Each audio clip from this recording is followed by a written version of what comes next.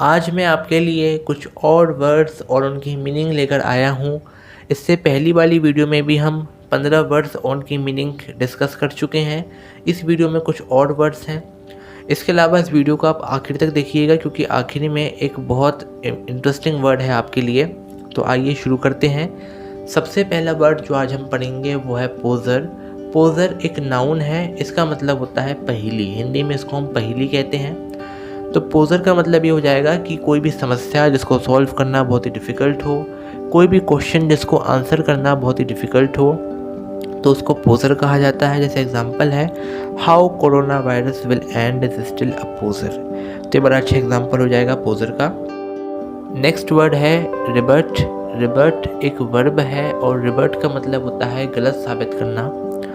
ये कहना कि जो उसने बोला, जो उसका स्टेटमेंट है, जो उसका क्लेम है वह सत्य नहीं है, तो इसी को हम बोलते हैं रिबर्ट। जैसे एग्जांपल है he rebutted his statement that he was there that afternoon. यानी वह कह रहा था कि वह उस दोपहर वहाँ था, उसने इस स्टेटमेंट को रिबर्ट करा, गलत साबित कर दिया। तो ये है रिबर्ट का एग्जांपल। रिबर्ट को जब हम पास्ट फॉर्म में लिखते हैं तो ये बन जाता है REBUTTED। तो डबल टी हो जाता है फिर एक टी की बजाय।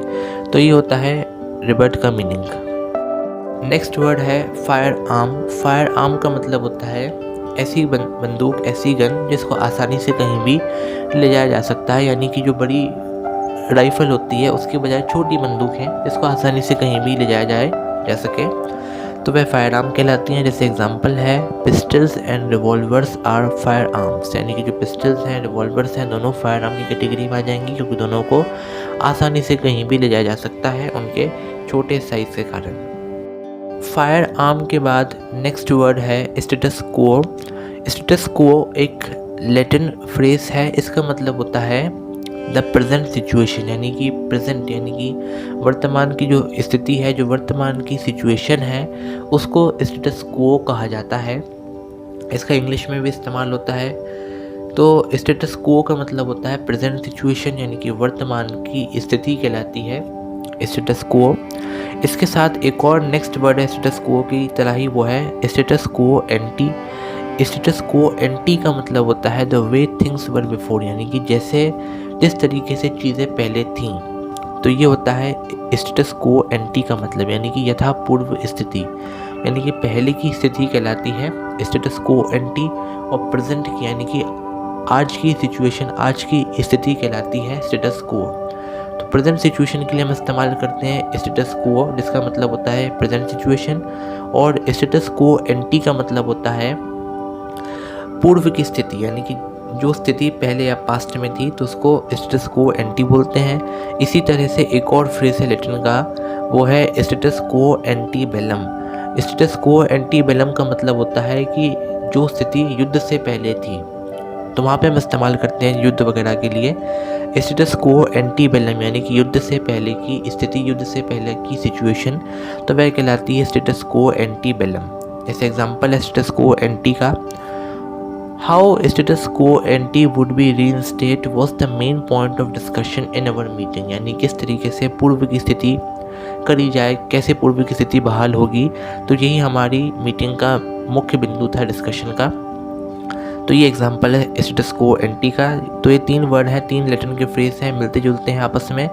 स्टेटस क्वो यानी कि प्रेजेंट सिचुएशन, वर्तमान की स्थिति। स्टेटस क्वो एंटी का मतलब पूर्व की स्थिति, और स्टेटस क्वो एंटी बेलम का मतलब युद्ध से पूर्व की स्थिति। नेक्स्ट वर्ड है डिसएंगेज। डिसएंगेज एक वर्ब है। इसका मतलब होता है कि किसी भी दो चीज़ों को अलग कर देना, तो वह कहलाता है डिसएंगेज। एक और इसका मतलब होता है किसी भी चीज़ में इन्वॉल्व होने से रुक जाना, उसको भी डिसएंगेज बोलते हैं। या लड़ाई को रोक देना, वापस आ जाना पीछे, तो इसको भी डिसएंगेज कहा जाता है। जैसे एग्जांपल समझते हैं peace and harmony would be achieved if our country disengaged itself from war. ये केवल एग्जांपल है।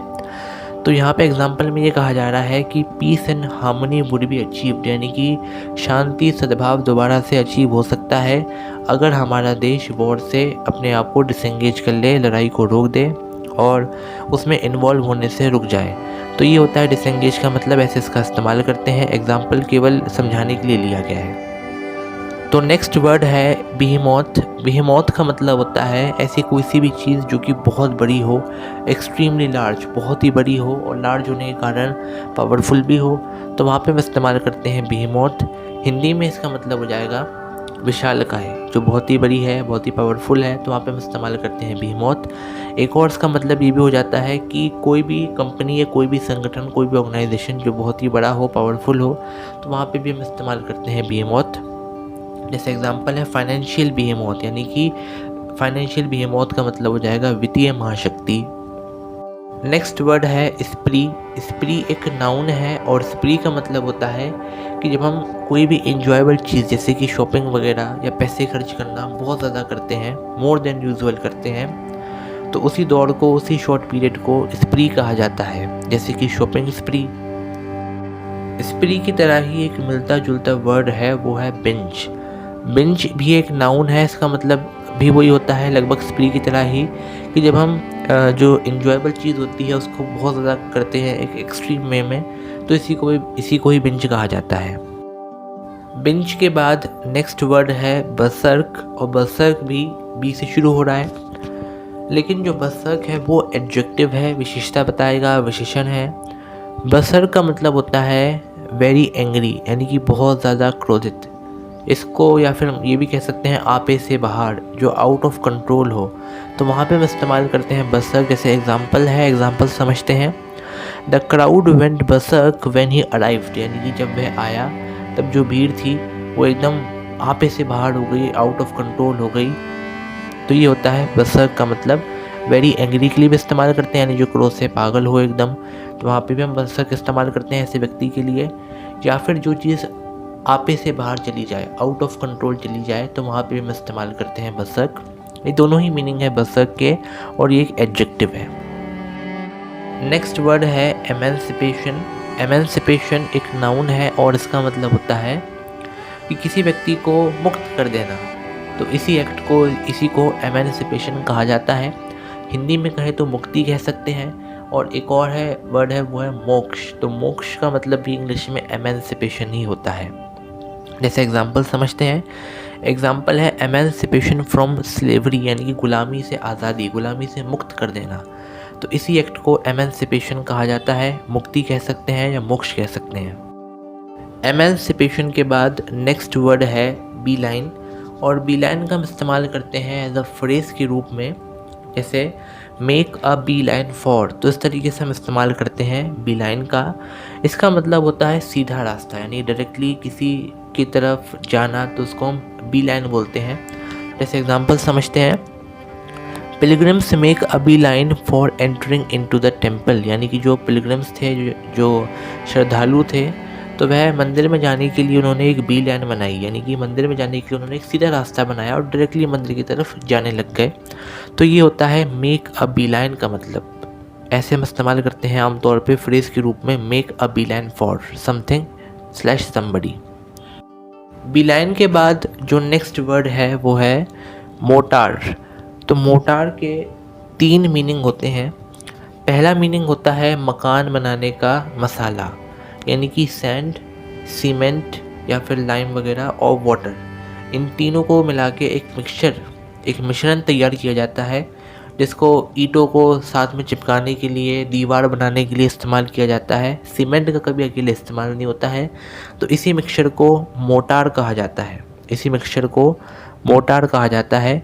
मोटार का एक और मतलब होता है तोप, यानी कि बड़ी सी बंदूक जिसमें जो गोले होते हैं उसको डाले जाते हैं और टारगेट पे फिक्स करा जाता है, तो उसको मोटार कहा जाता है, तोप कहते हैं इसको हिंदी में।